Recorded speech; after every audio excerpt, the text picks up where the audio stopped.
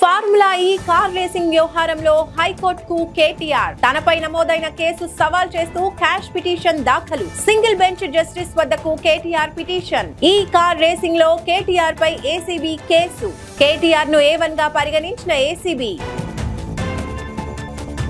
కేటీఆర్ హైకోర్టును ఆశ్రయించడంతో ఉత్కంఠ. మాజీ మంత్రి బీఆర్ఎస్ వర్కింగ్ ప్రెసిడెంట్ కేటీఆర్ పై ఏసీబీ కేసు నమోదు చేసిన సంగతి తెలిసిందే.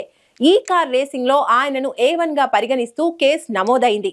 అయితే ఈ రేసింగ్ లో ఎలాంటి అవినీతి జరగలేదని, తనపై కక్షపూరితంగా కేసు నమోదు చేశారని కేటీఆర్ ఆరోపిస్తున్నారు. ఈ కార్ రేసింగ్ లో నిధుల మళ్లింపు పారదర్శకంగా జరిగిందని, రేవంత్ ప్రభుత్వం అనవసరంగా దీనిపై రాద్ధాంతం చేస్తోందంటూ ఆయన తీవ్ర స్థాయిలో మండిపడుతున్నారు.